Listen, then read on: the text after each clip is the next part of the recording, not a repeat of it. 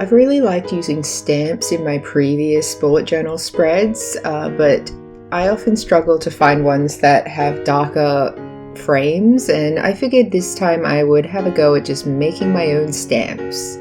And I wanted the theme to be kind of cozy, a little bit of a secret garden-y vibe, but I ended up just drawing things that I like, that I think are cute, so they're not really in a theme together apart from keeping a sort of warm autumny colour scheme, because where I am, March is the first month of autumn, right? Right, yeah, it is. We don't really have seasons the way that most places have seasons, at least not in Brisbane, so it's very easy to lose track of like which season you're technically supposed to be in. The weather doesn't care. It's still pretty warm, and I guess it will start to get cooler, but at the moment it's still hot, although technically it's still summer, so I guess, yeah, can't really complain too much about that. One of my favourite things, I don't know why I love coffee in a to-go cup so much more than in a mug. I don't know, maybe it's because it resembles a sippy cup from like when you're a baby, but there's something very comforting about having a coffee in the to-go cup. And maybe I'm alone in this, but I really love it. The reusable cups are fine, and I try to use them when I can, but if you watch my vlog on my other channel, you might know that I usually order my coffee when I'm on the bus, like through an app, so that I don't have to wait and line up and all of that when I get to the city. So you can't really use a to-go cup when you're ordering ahead of time. But whenever I'm leaving the house with the coffee, I always use my to-go cup then. I don't know why I'm trying to like convince people that I use a to-go cup. It does not matter. I mean, like eco-friendly, sure, but the difference that it makes is kind of not that much. Anyway, as you can see, just drawing a bunch of kind of random things. This is meant to be like an Australian wattle. I wanted to incorporate things that are actually relevant to my life and not just like stereotypical things, although obviously like cups of coffee are also stereotypical. I had the to-go cup, now I'm drawing a literal mug that I own. I thought that would be a little bit more of a challenge, and it was, especially because in terms of printing it and putting it into my bullet journal, I needed to go in and like give it a little bit more of an outline, because when I print onto washi paper, a lot of the lighter colors just sort of fade away. Like if I'm printing on normal sticker paper, lighter colors are fine. It's just the washi paper, I don't know, it makes all the colors a little bit faded. But yeah, I think everything came out pretty well. I didn't realize until I was drawing strawberries that I don't really know how to draw a strawberry. I eat a lot of strawberries, so I've seen many a strawberry, but yeah, something about the way that I did the leaves on the top didn't really sit right with me, but yeah, I think it's fine. It's fine.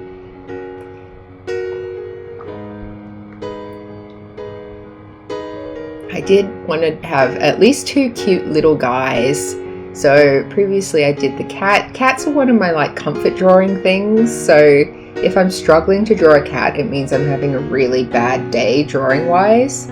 I don't usually draw snails like this, or if I do, like I don't usually draw snails when they have a face where their eyeballs aren't attached to the end of their antenna, but I wanted this guy to be like really cute, and I couldn't figure out a way to make it cute and still have his eyeballs like coming off, coming out of his head. So like I just did a little cute little guy with a face that you can see. So yeah, you get it. I've been really into gardening lately, ever since we moved into a house that has a yard. I've been planting seeds and like nurturing my little plant babies, so I think that's where I got the like secret garden feel from. I eventually want to have like a lot of like edible plants, like fruits and vegetables at the back, and then just a bunch of flowers at the front, so that they're just very pretty. And yeah, I'd also just recently made cupcakes when I was drawing these, and they didn't have nearly as much icing as this, but I did stack the icing on a little bit, so that was on my mind. Cupcakes were on my mind. And we'd just been to a wedding expo where we were expecting to have more cake samples than we actually got. I think we only got one sample of what the cakes taste like from like a single vendor, and all the other vendors were charging like $5 for this like tiny little packet of cake samples. Not a fan.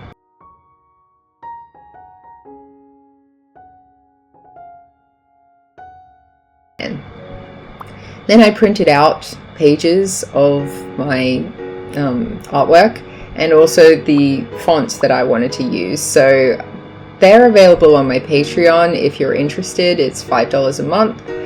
And yeah, you get access to all of the artwork that I've put into sticker sheets so that you can make your own bullet journals if you want.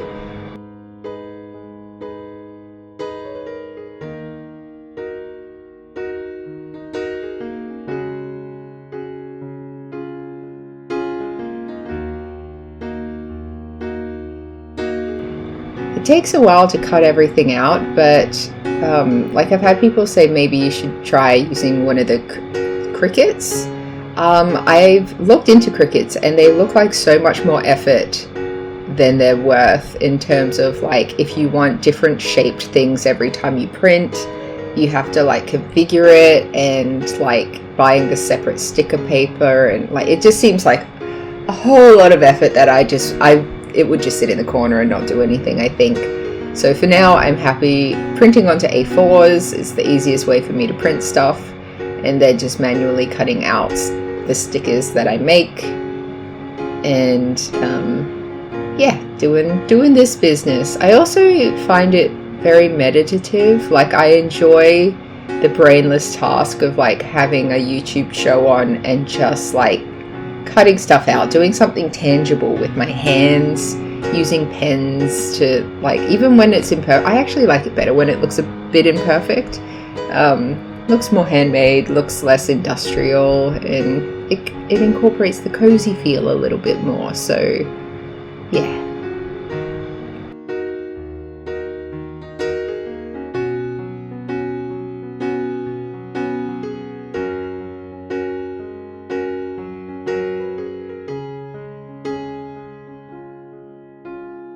Sorry, I had the book kind of out of frame for a while. I pushed it back, as you can see, but like when I'm in the zone, I forget that there's a camera, that I need to like keep stuff in frame.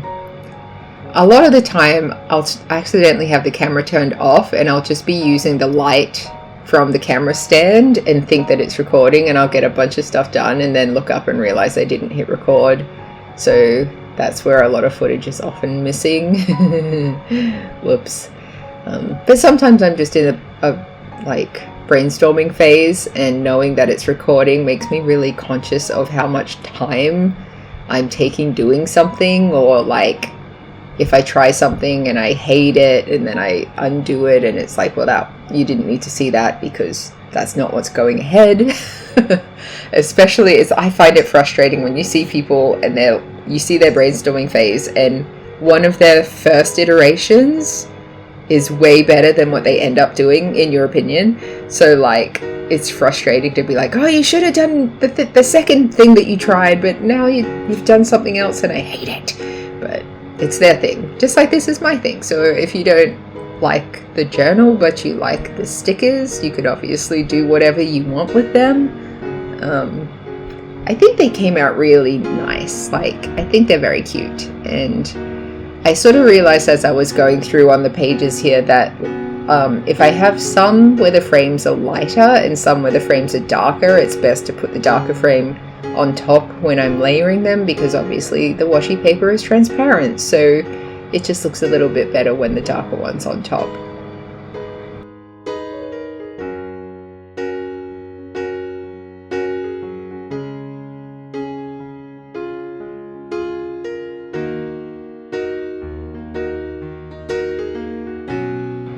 I'm really enjoying my paint pens.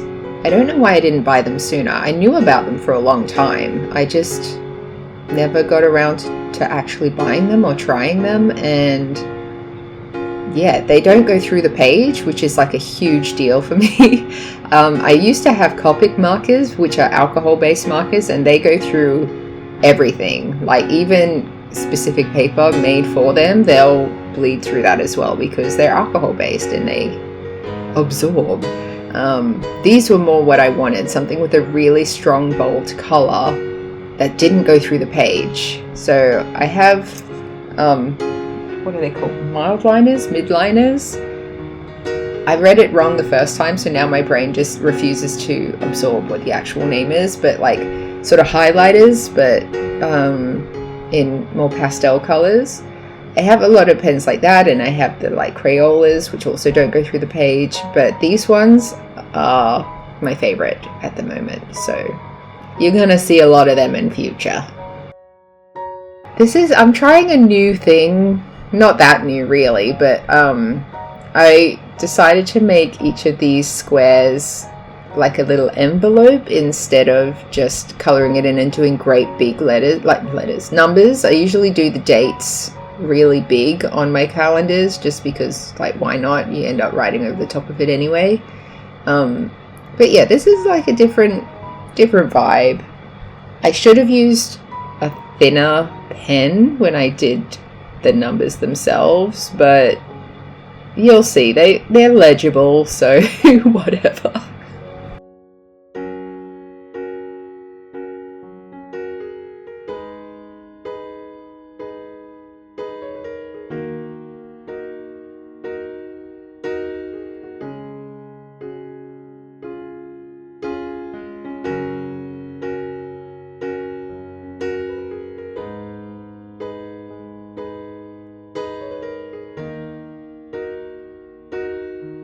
I didn't really have a plan about where I wanted to put stuff on my month view pages, so I just sort of fiddled around and put stuff wherever, and I think it came out really cute. I think it came out really nice and cozy. So yeah, usually I do the month view first and then try and make the other pages match it, but in this case I did the other pages and then tried to make the calendar match them, which probably worked out better because obviously there's a lot more individual like daily pages, and putting more effort into making them have a cohesive style and then making the month view match them is a little bit easier than making a month view and then going into the daily pages and being like, I don't know how to incorporate all the elements into this small space.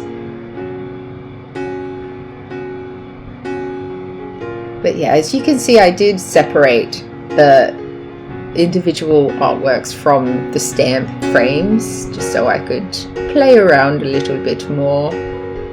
Some of them are big and some of them are small, and the big ones didn't really fit on the page that well, but I made it work. I think it looks good. Do you think it looks good? Let me know in the comments. Let me know what you would change or if you're a fan of the haphazard way that I do my bullet journaling.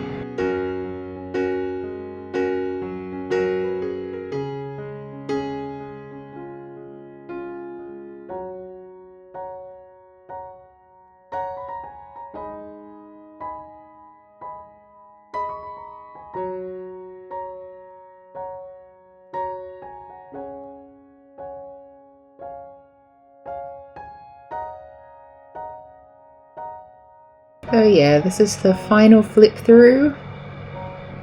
As you can see, I sort of varied which pages I used my own artwork as the feature sticker and which times I used the little toad cutie sticker sheets. Let me know what you think, and thanks for watching.